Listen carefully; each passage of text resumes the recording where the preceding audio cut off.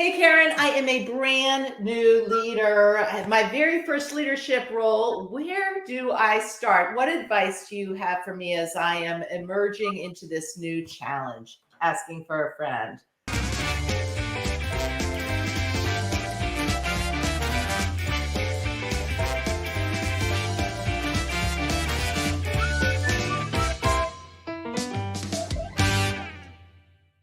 Hi, I'm Karen Hurt, and we're here with our next edition of Asking for a Friend. And we have a repeat guest, my friend Bill Treasurer, who is the author of this new book called Leadership 2 Words at a Time.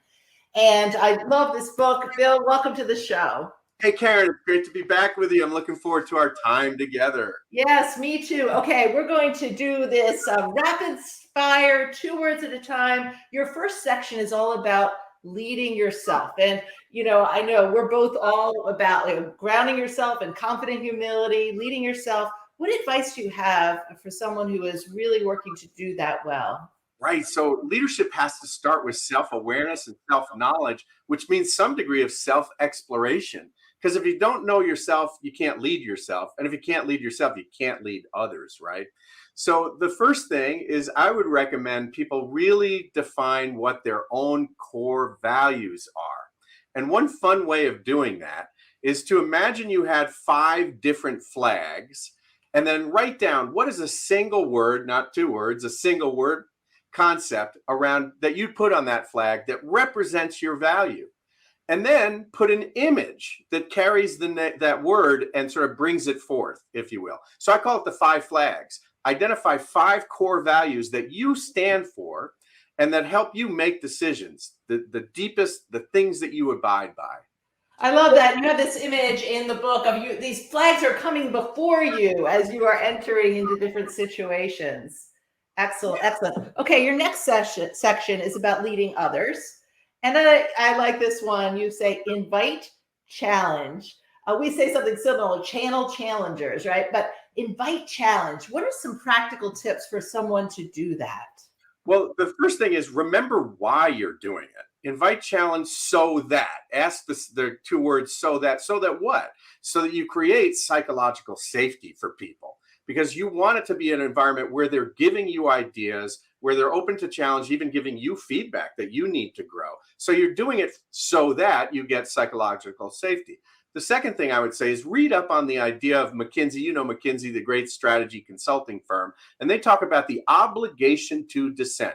It doesn't matter if you're the lowest ranking person in the room. It doesn't matter if a senior partner's in the room. It doesn't matter if a client's in the room. If you can substantiate your point of view and it is a counterpoint of view to the team, you have an obligation to dissent and offer that dissenting opinion. So remember, obligation to dissent. And then very practically, meet with your team, stress the importance of the obligation to dissent, tell them why you're doing the obligation to dissent, and give them permission to dissent with you. And here's the critical piece, give them coaching on how to do that. So that when they do it, you don't see it as disrespect to your authority, but in fact, upholding a ground rule that you've made with the team. Perfect. Absolutely love it. Okay. And then your third section of the book is leading work. And you have an acronym in there, which, well, first the 2 words. The 2 words you have are make money. And, as human-centered leaders, yes, you're still also in business to make money. And so you have an acronym, RTFCA. What does that stand for, Bill? Yeah. So first, no money, no mission, right? The mission is enabled by the resources. Right. So that's critical you got to love business and you got to make sure that you're making money for the business. RTFCA. So a lot of times we'll get into situations where we'll get into a project on behalf of a client. And then we realize, wait a minute, we were on point to do something different in the scope. And are you sure we're supposed to do that? And then sure enough, we read the contract and we find out that we're supposed to do that. So I know a person, he's a lawyer for a firm that I work with, and he has a baseball bat in the corner of his office and it said RTFCA. And then I go out to lunch with him and on his license plate, it said RTFCA.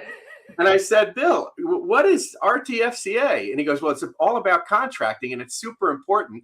And it says, read the contract again. So read the freaking contract Again, it's not enough to read it once, but you better read it multiple times. RTFCA, to keep yourself and the risk profile low for your company, but you got to understand what you are committing to on behalf of the company. I absolutely love that. Whether it's a contract, whether it's a scope of work for a project that you're doing internally, what are the expectations? And then how are you meeting those expectations? Bill, thank you so much for your 6 words of advice here. Do you have anything final words you'd like to leave us with? Well, I have 2 words for the folks that are patching in, and that is be courageous, because people need more courageous people in the workplace, and you'll be more proud of yourself when you do that. And then the 2 words that I'd like to leave you, Karen, are thank you. And you're welcome. All right, Bill, I will see you next time. I know we got all kinds of things we're working on together, so I'll talk to you sooner rather than later. Thanks so much for being on Ask Me for a Friend.